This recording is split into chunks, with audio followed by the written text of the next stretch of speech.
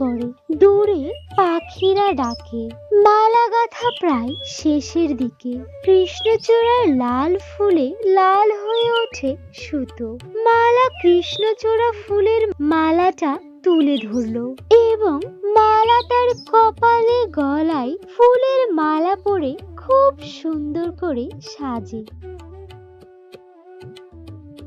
দেখতো নুরি, আমাকে কেমন লাগছে কৃষ্ণচূড়ার ফুলে? তোকে অনেক সুন্দর লাগছে, কেউ দেখলে আর চোখ ফেরাতেই পারবে না। যা, কি যে বলিস না, এবার তোর জন্য মালা গেথে তোকেও সাজিয়ে দিব।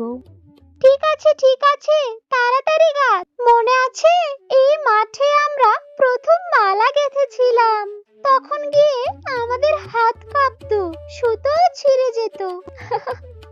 মনে আছে তো, তুই রাগ করে বলেছিলি আমি আর মালা গাঁথব